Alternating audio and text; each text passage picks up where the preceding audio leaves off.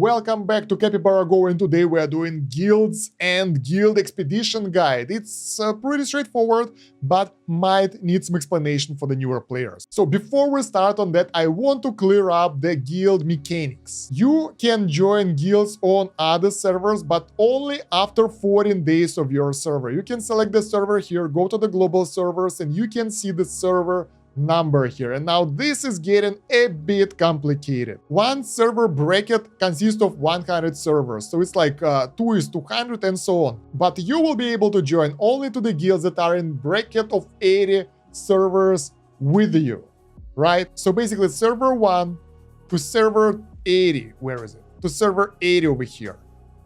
Come on, there we go. And then 81 to 160 and so on. This is a bit sophisticated and complicated. It might be subject to change. Maybe it will be changed to 100, which will make sense because we have the brackets already right here. Why do you want to split them even more? This doesn't make sense. So if you want to play with your friends, make sure that you are in the same bracket. Some math will be required, but it's essential. Otherwise, you won't be able to join the guild of other players. You will have to go to the new server, create the new account, and start all over in order to play together. Obviously, the best option would be if you just started playing and you want to play together, get on the call, on the message, whatever, and go to the global server list and select the newest server together, and you can start all over again together. That would be the best option. Or start really close to each other so you can join the same guild. Otherwise, you're out. Once again, it might be subject to change. Your old account won't go anywhere, it will stay on your server, so don't worry about that. So now, when that's cleared up, we have the guild. Before we go into the guild mechanics, I wanna ask you for a like and subscribe, beg you as always, because that's important for YouTube algorithm, that's important for me to know that you like this content so I can make more content like this for you. I appreciate you watching me. Thank you very much. I read all the comments, not always replying them, but I read all of them. That's what's important. Thank you very much. But yeah, let's go back to the guide. In the guild menu, you have 3 main areas that you need. There are 4, but main ones are guild hall. Here you enter every day, you press donate. The first donation is free. You should do it daily, everyone, always. The second donation costs gems. It will give you 100 guild coins, but it's not really good for free-to-play players. It's up to you to do it or not. You will be able to get those gems back easily later on in the game with the daily dungeons or something, but it's still gems that can be used elsewhere. The thing with the guild that when you get that activity up, the guild will level up, and when it levels up, it will allow you to get more guild members. More guild members, stronger guild, apes strong together, so you know, all that stuff. So yeah, it will help you to get more people into the guild, and you'll be stronger in the guild wars and other events, and like more people, more fun, right? Not sure about the managing guild, but I can only leave guild right now. When you leave guild, you will have, I think, 4-minute cooldown before you need to join another one. So don't worry about that. You can switch between the guilds if you are not happy with the one you have right now. It's pretty much essential to have the active guild for active progression because you will have the guild raid. Guild raid is a game area where you will fight the boss together with your guild. In the guild raid, here you have a list of your personal tasks. That's basically doing enough damage to the boss that will reward you with the guild coins.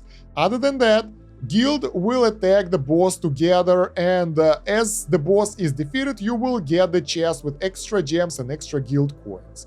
Rewards are for everyone. If several bosses are killed, they will stay here, you can claim them afterwards. When the boss is killed, the next one spawns with the higher tier, higher difficulty. You can see a list of today's participants over here. That's everyone who attacked the boss. I didn't yet, so I'm not in the list. You can see who is slaking at the end of the day before the reset, actually. Now there are also rankings for the boss. The guild ranking is important. This is where the rewards are distributed, and you can be promoted and demoted just like in the arena, but based on the results here for your guild. Our guild is in the 3rd place right now, so for the ranking reward, we will get 1.4k gems and 120 magic crystals each for each player in the guild. If we score higher, we will get higher. If we score lower, we will get lower, obviously. And as you move between the leagues, you will get higher or lower rewards based on the league you're in. There is also personal ranking. It doesn't do that much. You just see who's good, who's not, who's very strong. You can see who's paid to win over here as well. Who is free to play? Not sure about that. Doesn't look free to play to me. But yeah, basically that's ranking of all the people from all the guilds in your current bracket over here. So yeah, that will be 20 guild, I guess, right? You can see the bracket description in the help over here. I won't go over that right now. It's pretty straightforward. Let's go over the boss fight. So with the boss fight, with the guild boss, it depends if you're strong or not. If you're weaker, probably get everything for your first attack, because after the first attack, you will die. You will be one-shotted by the boss. If you are stronger, if you can handle the boss, balance it out if you actually take damage. If the boss doesn't do enough damage to you, go for max DPS. I'm not sure how good I am. I'll go for the max DPS, probably I will fail. So select the skills that will work for your build to maximize the damage to the boss. That's usually the best bet anyway. So let's try to get what will help us here. Healing daggers for extra daggers, not for the healing. And we get the War Veteran and the Trinity Force. That's actually pretty cool. How many dagger skills do we have? Yeah, screw that. We are going for the combo dagger this time. So let's see if we are strong enough or the boss will kill us. So yeah, you can actually monitor the fight and see how you're doing. If the boss is doing too much damage to you, you can adjust your build to last longer. If you're strong enough and you actually don't take any damage for the next fights, you can do more damaging build. It's just like that. Also, in the boss fights, it's really nice to have the pets and the artifacts and the skills that do percentage of enemy HP as a damage. This is the... You can use the pet for that. I forgot his name. The cloud one with the lightning, whatever his name is. That's really useful for the newer players because it will do percentage of the enemy health as a damage, and it's more than you can ever do. Later on, you'll be strong enough to out DPS that, so it's not that useful anymore.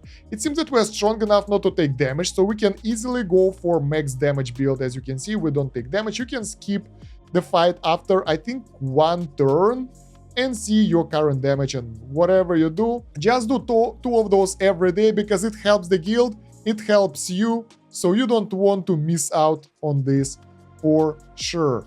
Let's try to get the best build we can. Trinity Force, yeah, this is good.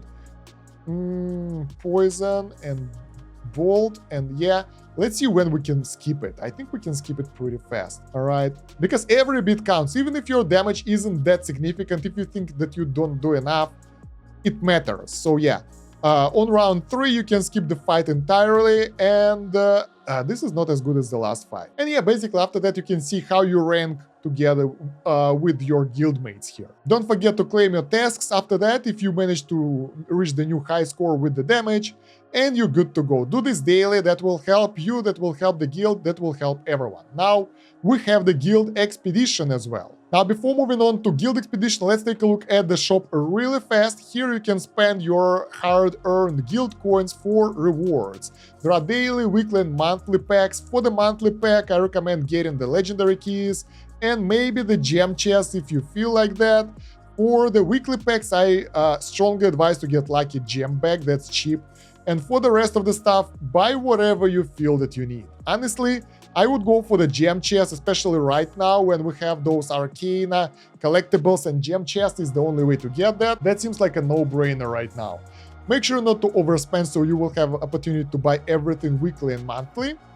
And after that, well, you can save them, you can spend them, you can get whatever you need. There are no real priorities here, so go for whatever you feel like. And that's all I can tell you about the guild right now. We will talk about the guild expedition a bit later in the different video because it requires way more information. If you have any extra tips for the guilds, guild raid, and how you should manage the guild, share it down below in the comments, and also like the video and subscribe to the channel. All those things will help to promote the video in YouTube algorithm. And check out the video description and the pinned comment for the playlist, for the Discord link, and the wiki, so you can get all the useful info over there. I recently started streaming again, so you might want to join the Discord so you won't miss the notifications. If you're here, you kind of like my content, otherwise you won't be here, right?